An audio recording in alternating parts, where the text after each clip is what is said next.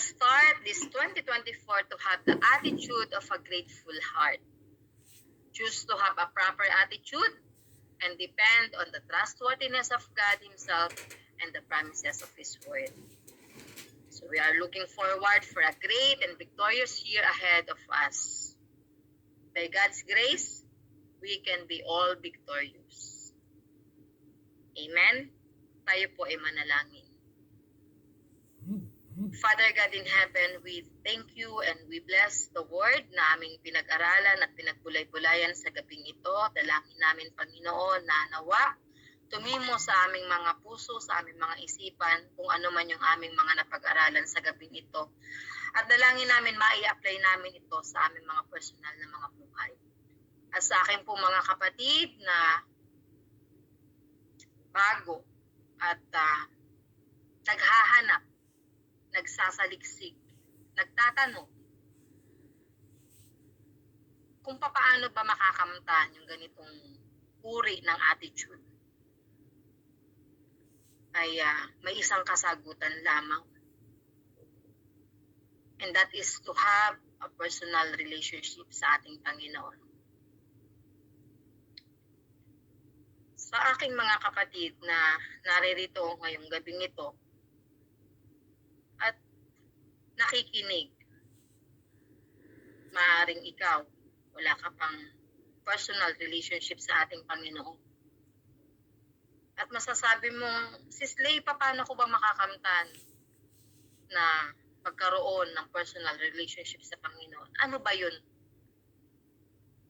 Ang personal relationship po sa Panginoon, hindi po yun pagpapalit ng ating relihiyon. Ito po ay pagkakaroon ng panibagong relasyon sa ating Panginoon. At para magkaroon tayo ng relasyon sa ating Panginoon, ay meron po tayong tatlong bagay na dapat gawin. Una is aminin natin na tayo ay nagkasala at hindi nakabot sa kanyang kapangyarihan o sa kanyang kalooban. Pangalawa ay tanggapin natin siya bilang Panginoon at sariling tagapagligtas ng ating buhay. At ang ikatlo ay pagsisihan natin na tayo ay hindi nakaabot sa kalooban ng ating Panginoon. Ngayon sa gabing ito, nais ko pong magtanong sa inyo. Baka meron pa sa inyo na wala pang relasyon sa ating Panginoon. At gusto nyong maranasan yung abundant life na tinatawag. Abundant life dahil kasama mo ang Panginoon sa paglakad sa iyong buhay. Kung meron po, maaari po bang makita ko ang inyong mga kamay? Pwede po bang pakitaas? Ito po ay libre, wala po itong bayad. At ito po ay hindi rin sa pilitan. Yung pong ating paanyaya para magkaroon tayo ng relasyon sa ating Panginoon, ito po ay ating ginagawa upang hindi lamang kami o yung ibang mga kasama natin dito ang magkaroon ng personal relationship sa Panginoon, kundi lahat tayo. At maraming salamat po sa mga kamay na nagtaas.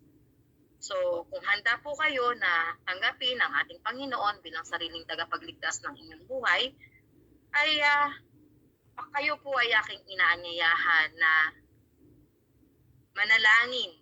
Sundan niyo po yung aking maikling panalangin. Okay po ba? Panginoong Jesus, ulitin niyo po ito after me. Kailangan kita. Salamat po sa pagkapako nyo doon sa krus ng Kalbaryo.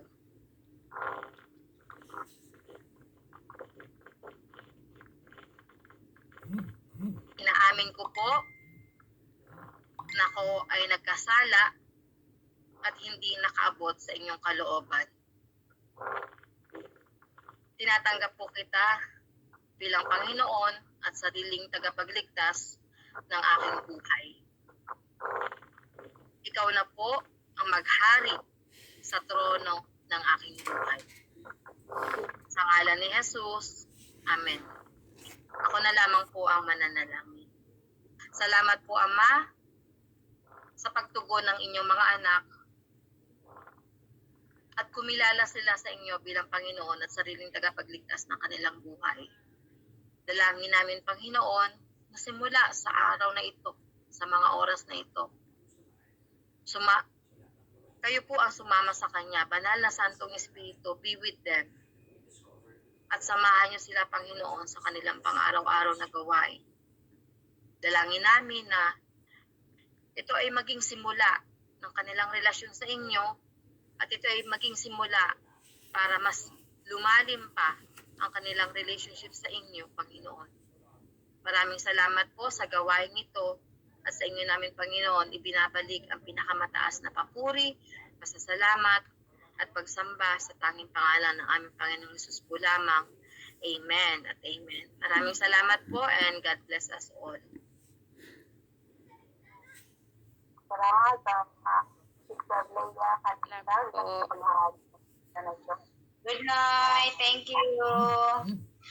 May announcement po tayo. Announcement po Sister Rona and Sister Gina. Gina? Sis, ikaw Announcement naman. po. Okay. Maraming salamat, Sister Dea, sa napaka-encouraging at reminder sa atin, no, na para lalo na tinuturuan tayo na prepare tayo sa coming na 2024. So yung attitude natin, alam natin hindi natin kayang kontrolin ang nangyayari, but pwede natin i-control ang attitude natin, no. So, glory to God, dahil alam natin na ang salita ng Panginoon, kinokorek tayo, nire-review tayo, at tinitrain tayo into righteousness. Kaya maraming salamat. So ngayon po, ang announcement, Sunday, meron tayong ulit na Bira Bible Study, 10:30 p.m. So, after nyan, meron tayong, yun na nga, ang Wednesday is 11 o'clock ng gabi rin. At ang prayer meeting natin every first and third Thursday of the month. So next week na yan, meron tayong prayer meeting. First Thursday of the month. At third Thursday of the month. So meron tayong counseling kung sino pong gustong magpapa-counsel. Gusto lang ipaano yung nasa loob. So free po ito, walang bayad. So Monday to Thursday po, 10 o'clock ng gabi. No? So message nyo lang kami dito. Nandyan si Sister Leia, si Ate Gina, ang ating overseer, sila ni Sister Lisel, Rosana. So sino kayong mga follow-up na yan, nariyan. So sino yung nag-follow up sa inyo, pwede kayong pumunta doon, mag-message sa kanila. No? So ano pa ba? Kung gusto niyo umattend ng live na church service, may Friday po tayo, 10 a.m. in the morning. So magsisend lang kami ng live na dito sa buksan nyo lang yan at makikita nyo parang nasa church na hindi man tayo nakaka-attend. So but through live, parang nandun na rin yung presence natin. So sino pa ba? Wala na ba akong nakalimutan? So maraming salamat sa MC, sa nag-worship, sa Milan. Maraming salamat sa inyo. At sino pa yung may mga talento na dyan, pwede kayong mag-message sa amin, no? Para magamit ang inyong mga talento. Isang talento na binigay natin, na nakita ni Lord na idadagdag pa niya yan. So huwag tayong mahiya. For the glory of God, ibibigay natin ito. Amen? So maraming salamat sa ating lahat dito, sa mga bago. I mean, bago pa pala.